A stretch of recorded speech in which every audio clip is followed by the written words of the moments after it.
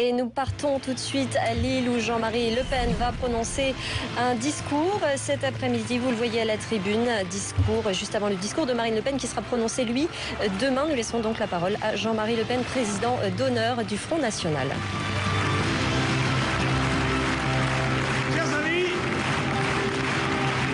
Chers amis, chers camarades, je sais que ma tâche est rude, car il me faut vaincre les torpeurs postprandiales et ensuite vous faire une espèce de cours de combat, une pédagogie de la propagande politique de campagne électorale. Ce ne sont pas toujours les secteurs où je suis le plus familier, mais c'est de ça qu'il s'agit, puisque nous sommes engagés dans un combat. Et dans un combat, il faut se battre. Il faut se battre, non pas pour vaincre, là, mais pour convaincre. Et pour convaincre, il faut des arguments. Des arguments, bien sûr, Marine Le Pen en développe tout au long de sa campagne. Mais il y a des doutes, il y a des objections. C'est celles que l'on entend au comptoir des cafés, à l'atelier où l'on travaille, ou au moment de la détente, on pose des questions, on fait des objections. Et alors, je vais m'efforcer de vous apprendre à y répondre. Les études d'opinion prétendent que la moitié des Français partagent les idées essentielles du Front National, en particulier en matière d'immigration et d'insécurité. Pourtant, ces sondeurs affirment, sous leur responsabilité, qu'une grande partie de ces gens-là ne vont pas vouloir voter pour Marine Le Pen, bien qu'ils en partagent pratiquement les convictions. Sa progression se heurte en fait, grosso modo, autour de 7 idées reçues, qui constituent autant de points de blocage. Combattre ces idées reçues est dès lors indispensable pour conquérir la victoire. Il faut noter que chez ces électeurs, qui sont d'accord pour l'essentiel avec le Front National, mais qui disent ne pas vouloir voter pour sa candidate, la question de l'économie n'est pas forcément centrale. Ce ne sont pas les prises de position en faveur du protectionnisme ou de la sortie concertée de l'euro qui empêchent de voter Front National.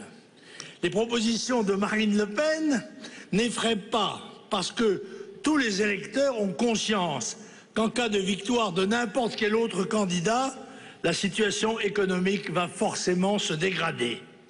Alors, quelles sont ces idées reçues? La première, c'est que voter Marine Le Pen ne servirait à rien, puisque si elle parvenait au second tour, elle ne pourrait pas être élue. Cette idée est fausse, puisqu'une prise de conscience consécutive à un événement particulièrement grave et révélateur peut être très bien la pousser vers l'Élysée. La candidate du seul parti qui n'a jamais vu et qui n'a jamais eu plutôt la réalité de la situation et qui a toujours exposé aux Français les propositions courageuses pour arracher la France à son déclin. Mais supposons que Marine n'obtienne qu'un score jusque-là inégalé à l'élection présidentielle, 35, 40, 45%, l'UMP disparaîtra alors, parce qu'un certain nombre de cadres et de ses élus, qui sont en fait proches des idées du Front National, quitteront leur parti, qui ne permet plus de gagner des élections nationales. Ils créeront probablement un nouveau parti de droite qui cherchera à faire alliance avec le Front National. Dans ces conditions, à défaut de victoire en 2012, la victoire de 2017 serait alors évidente. De même, on peut penser que l'échec prévisible du quinquennat des socialistes inciterait le moment venu des gens de gauche souverainistes et qui sont contre la mondialisation à participer à un rassemblement en 2017. Mais c'est encore loin. Pour que ce reclassement puisse s'opérer, une présence de Marine Le Pen au second tour et un excellent score constitueraient en eux-mêmes les conditions d'une victoire prochaine. La seconde idée véhiculée par l'UMP veut que voter pour Marine Le Pen, afin qu'elle soit au second tour à la place de Sarkozy, serait en fait voter Hollande. Ce raisonnement est absurde, puisque les électeurs qui pensent voter Sarkozy pour faire barrage aux socialistes se trompent lourdement. D'abord, parce que Sarkozy, s'il parvenait au second tour, serait probablement battu. Tous les sondages, sans aucune exception, et ceux depuis plus de 6 mois, le donnent largement battu contre le socialiste. Et on ne voit pas, contrairement à la candidature de Marine, ce qui pourrait conduire à un renversement de situation in extremis. C'est donc le vote pour Sarkozy au premier tour qui est absolument inutile. Le vote d'avenir, c'est Marine Le Pen.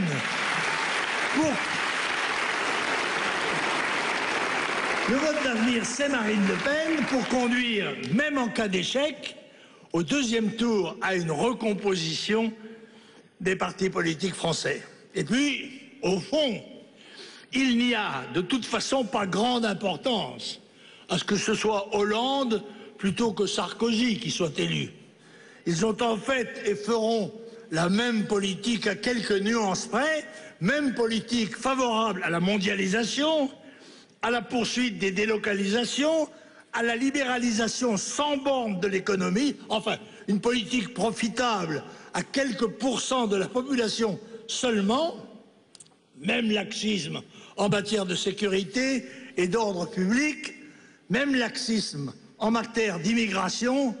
100 000 immigrés par an rentreraient légalement en France, rentraient sous Jospin, 200 000 sous Sarkozy. Une troisième crainte de certains Français est que, comme les autres hommes politiques, de toute façon, Marine Le Pen ne fera pas ce qu'elle dit. Il est vrai que la classe politique s'est tellement discréditée que le scepticisme à l'égard de Marine est compréhensible, mais il n'est pas justifié. D'abord parce que le Front National n'a jamais gouverné. Si l'on est intellectuellement honnête, on ne peut pas à la fois affirmer qu'elle est comme les autres et refuser de lui donner l'occasion de prouver le contraire.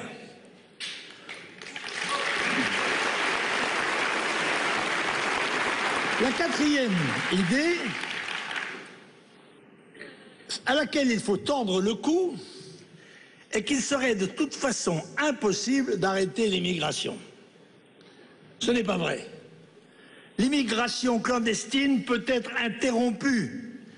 Il suffit de limiter strictement la délivrance des visas de tourisme dans les pays d'immigration, de renvoyer les clandestins et de supprimer les aides dont bénéficient les clandestins dans notre pays, comme par exemple l'AME, car il est vrai qu'il existe en France des législations applicables aux délinquants, aux clandestins. Bref, l'immigration légale, elle, peut être arrêtée encore plus facilement. Il suffit de changer la loi, mettre fin au regroupement familial, supprimer l'accès à la nationalité par le droit du sol,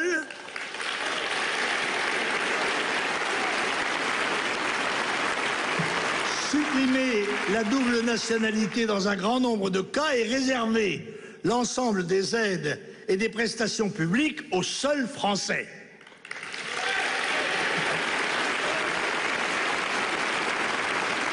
La cinquième cause de réticence au vote pour Marine Le Pen consiste à croire que, si elle était élue, il s'ensuivrait des tensions civiles importantes, peut-être même, si elle appliquait vraiment son programme, le déclenchement d'un processus de guerre civile. Rejeter Marine Le Pen par crainte des tensions que son élection ferait naître pourrait être une attitude cohérente si la situation était aujourd'hui apaisée. Mais ce n'est pas le cas. La délinquance, les émeutes, les tensions territoriales, communautaires, ethniques ne cessent d'augmenter. Marine Le Pen veut accéder au pouvoir précisément pour lutter contre cette dégradation. Il est possible, probable même, que l'arrivée de Marine Le Pen se traduirait par quelques tensions. Grève, blocage, manifestations, refus d'obéissance. Mais Marine Le Pen étant démocratiquement élue, la majorité énorme de la population française la soutiendrait alors pour que la volonté du peuple soit respectée.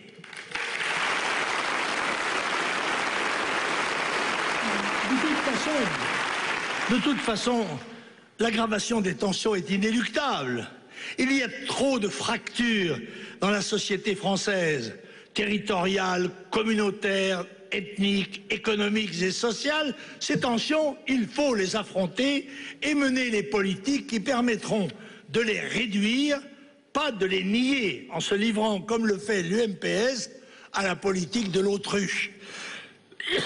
Plus on attendra pour appliquer les solutions, arrêt de l'immigration, application stricte de la loi pénale, protectionnisme économique, plus les tensions seront fortes.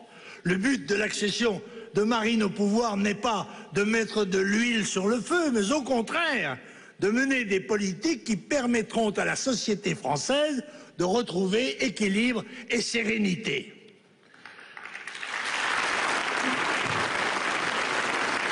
La sixième erreur que font un certain nombre de nos compatriotes est de croire que, certes, avec Sarkozy et Hollande, la situation va continuer à se dégrader.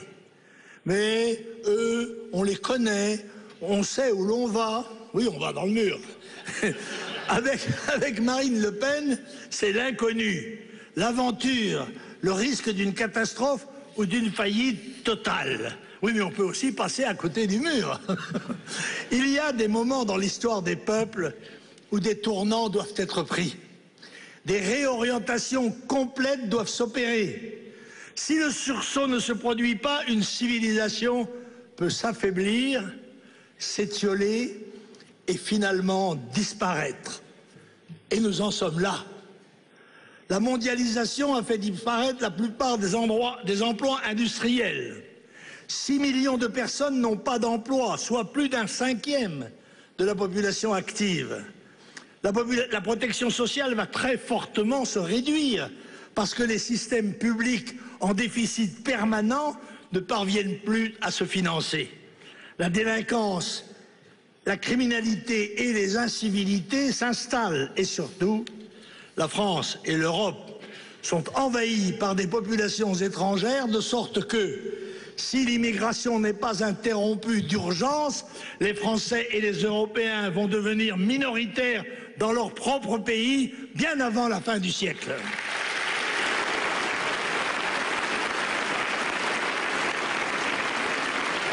L'accession au pouvoir des patriotes donnera lieu à des contestations, sans doute. Ce qui est certain, en revanche, c'est que l'UMP ou le PS continueront les politiques conduites depuis 40 ans.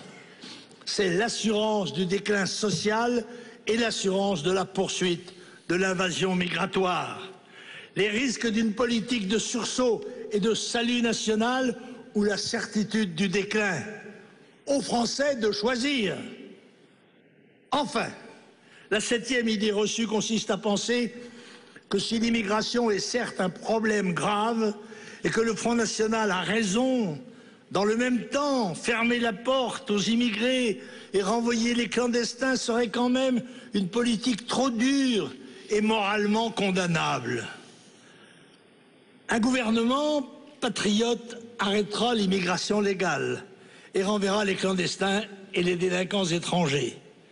Tout cela ne constitue pas une violation des droits de l'homme et personne ne sera jeté à la mer.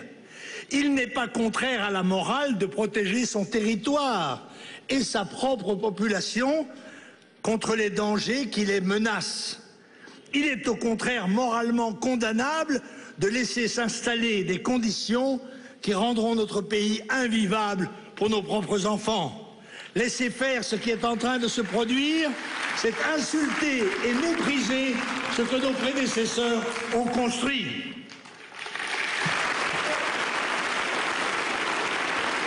C'est faire preuve à l'égard de nos descendants d'une inconscience, d'une lâcheté et d'un égoïsme qui constituent, eux, de graves fautes morales. Car la politique a aussi ses règles morales, hélas, souvent bafouées. La morale publique Marine décline à chacune de ses réunions une de ses valeurs, qui sont le fondement de nos convictions politiques. On dit que même M. Sarkozy va s'efforcer, à tout risque, d'en parler aussi. Je me bornerai à en citer une. Une, hélas, de plus en plus rare dans notre monde politique, mais que je tiens pour principale, l'honneur. Le mot court tout au long de notre histoire de France. Il est au premier rang de deux de nos devises militaires. Honneur et patrie, inscrits sur les coursives de nos bateaux de guerre, flanqués de la devise valeur et discipline. Honneur et fidélité, devise de la Légion étrangère, dans les rangs de laquelle j'ai eu l'honneur de servir.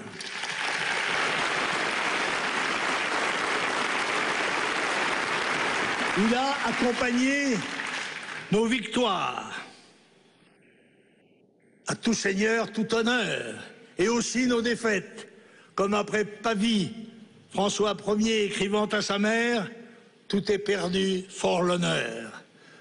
Nos combattants morts sont tombés au champ d'honneur. Les meilleurs d'entre eux ont reçu la croix de la Légion d'honneur créée par Napoléon. L'honneur implique aussi son contraire, le déshonneur. Et ma province natale, la Bretagne, s'honore de sa sublime devise, plutôt la mort que le déshonneur.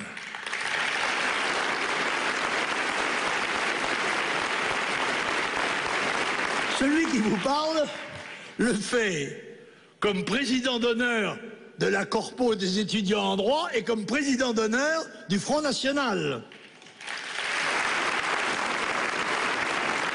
Il le fait aussi comme titulaire de la flamme d'honneur du Front National.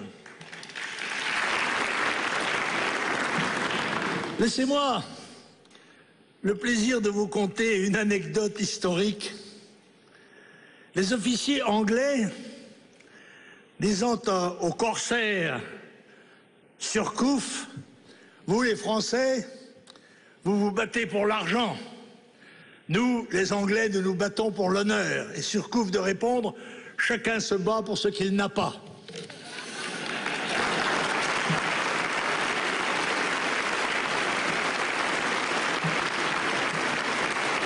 En conclusion, car il faut toujours mettre un peu de poésie partout, un poème de Brasillac.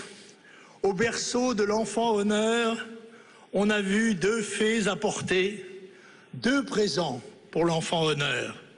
Le courage avec la gaieté. À quoi, dit-on, à la première, sert un présent comme le vôtre? Presque à rien, répond la première, à donner du courage aux autres. L'autre, dit-on à la seconde, n'est-il pas de trop pour l'honneur? Un enfant, répond la seconde, a toujours besoin d'une fleur.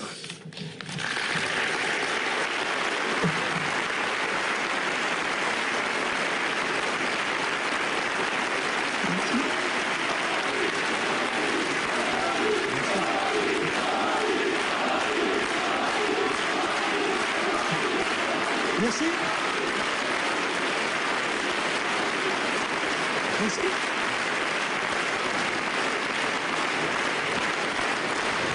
Et c'était donc Jean-Marie Le Pen, président d'honneur du Front National en meeting à Lille.